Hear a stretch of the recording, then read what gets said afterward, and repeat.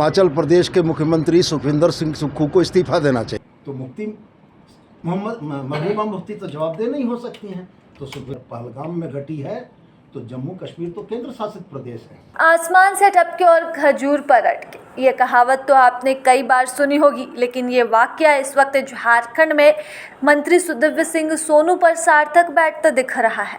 दरअसल सुदिव्य सिंह सोनू ने पहलगाम में हुए आतंकी हमले को लेकर कल ऐसा बयान दे दिया था जिसके बाद उनकी खूब किरकिरी हो रही थी।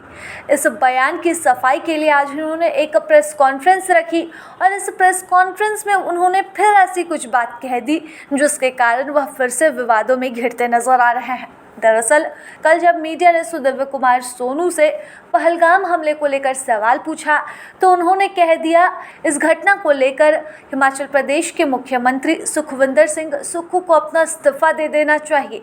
अब जब इस बात की खूब किरकिरी हुई तो उच्च शिक्षा मंत्री सुदिव्य कुमार सोनू ने आज प्रेस कॉन्फ्रेंस रखी और इस प्रेस कॉन्फ्रेंस में वह यह बताते भी नजर आए कि आखिरकार उन्होंने हिमाचल प्रदेश के मुख्यमंत्री से इस्तीफे की मांग क्यों कर दी। वह कहते नजर आए कि चूंकि कोई जिम्मेदारी लेने को तैयार नहीं है हमले की, इसलिए किसी को तो जिम्मेदार होना ही पड़ेगा।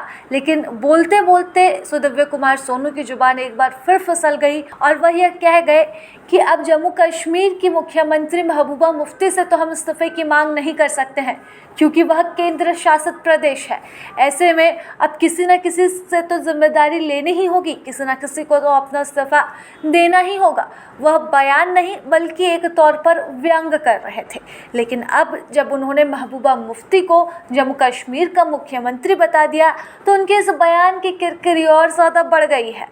आज की राजनीतिक जमात में तीन तरह के लोग हैं। एक पढ़े लिखे लोग हैं, एक अनपढ़ लोग हैं और कुछ कुपड़ लोग हैं। और सबसे दुर्भाग्य ये है कि ये कुपड़ों की जमात जो है ना, यही ज़्यादा दिखती है। कल के मेरे बयान पर, भूगोल के ज्ञान पर बहुत सारी चीज़ें मुझको बताई गई। कल के बयान में मैंने बड़ा स्पष्ट कहा था कि पहलगाम में निर्दोष नागरिकों की हत्याओं के लिए हिमाचल के मुख्यमंत्री सुखविंदर सिंह सुक्खू इस्तीफा दें। ये हमने इसलिए कहा था कि आज़ाद भारत में सार्वजनिक जीवन के लिए बड़े उच्च नैतिकतावादी मानदंडों की स्थापना हमारे पूर्ववर्ती नेताओं ने की।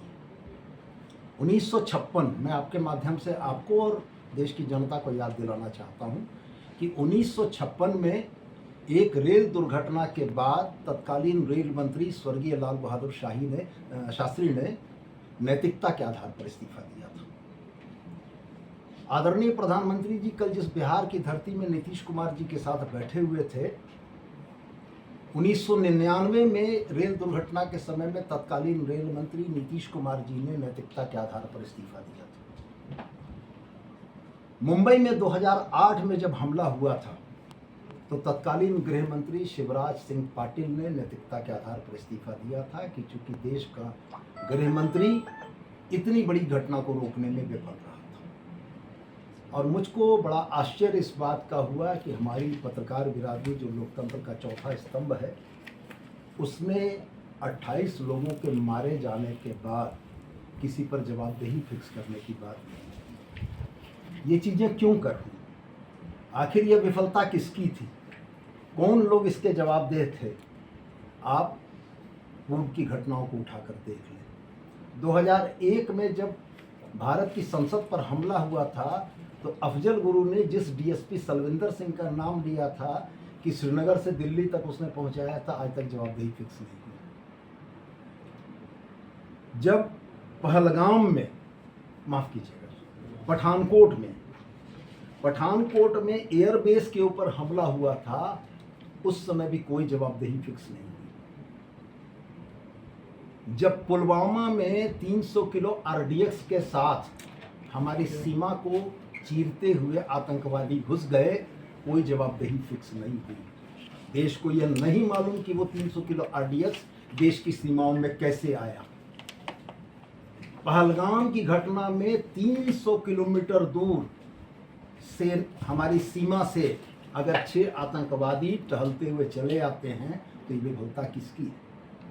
मैं तो सिर्फ यही कहना चाहता था कि अगर कोई जवाबदेही नहीं फिक्स हो रही है तो हमारे सुखविंदर सिंह सुक्खू जो कांग्रेस के मुख्यमंत्री, उनको जवाबदेही लेते हुए, नैतिक जवाबदेही लेते हुए इस्तीफा देना चाहिए। और मैं तो साथ में ये दोहरा कर कह रहा हूँ आपको कि यदि देश उन 28 शोक संतप्त परिवारों के साथ खड़ा है तो इस देश में राष्ट्रीय शोक की घोषणा क्यों नहीं हुई? ये राष्ट्रीय आपदा का विषय था। अगर हम जबानी नहीं, दिल से अपने उन 28 भाइयों और बहनों के साथ खड़े हैं तो इस देश को राष्ट्रीय शोक की घोषणा करनी चाहिए थी, और ये पूरा देश उस राष्ट्रीय शोक के साथ उन परिवारों के साथ होता। तो मैंने तो सिर्फ इतना ही कहा था कि अब बदले हुए इस नए भारत में घटनाओं की जवाबदेही फिक्स नहीं होती है। हमारे आदरणीय नेता प्रतिपक्ष, झारखंड के भारतीय जनता पार्टी के प्रदेश अध्यक्ष, उन्होंने मुझको मेरे बयान को फूहड़ बताया। मैं बड़ा सम्मान करता हूं उनका, लेकिन मैं उनसे ज़रूर ये कहना चाहता हूं कि कल गिरिडीह में दिए हुए उनके आदरणीय कार्यकारी अध्यक्ष डॉक्टर रविंद्र कुमार राय का बयान भी ज़रा सा उलट कर देख लेते। झारखंड से लगने वाली अंतर्राष्ट्रीय विदेशी सीमा का जिक्र जो उन्होंने किया है, तो डॉक्टर रविंद्र कुमार राय को भी थोड़ा भूगोल का अध्ययन करा देते कि झारखंड की कोई सीमा अंतर्राष्ट्रीय सीमा से नहीं लगती। तो मेरा कहना यह था कि जब पत्रकार नेताओं का काम करने लगे तब नेताओं को पत्रकार का काम करना चाहिए। जब पत्रकारों की प्राथमिक भूमिका देश की दुर्भाग्यपूर्ण घटनाओं में जवाबदेही फिक्स करने के लिए नेताओं से सवाल करने की थी, वो नेताओं से सवाल नहीं हुआ, तो एक राजनीतिक कार्यकर्ताओं ने पत्रकार की भूमिका में सवाल किया कि घटना अगर पहलगाम में घटी है तो जम्मू कश्मीर तो केंद्र शासित प्रदेश है, वहाँ की आंतरिक सुरक्षा तो भारत सरकार के अधीन है, तो महबूबा मुफ्ती तो जवाबदेह नहीं हो सकती हैं। तो सुखविंदर सिंह सुक्खू को जवाबदेह होना चाहिए, भगवंत सिंह मान को जवाबदेह होना चाहिए कि कैसे ये घटना घट गई। तो मैं सिर्फ आपसे, आपके माध्यम से यही कहना चाहता हूँ कि भारतीय जनता पार्टी के जो हमारे फाजिल मित्र सड़कों पर उतरकर आंदोलन कर रहे हैं, तो वो भी इस बात को जरा स्पष्ट करें कि वो उनका आंदोलन किसके खिलाफ है। प्रभातखबर.com, विश्वास वही, रफ्तार नहीं।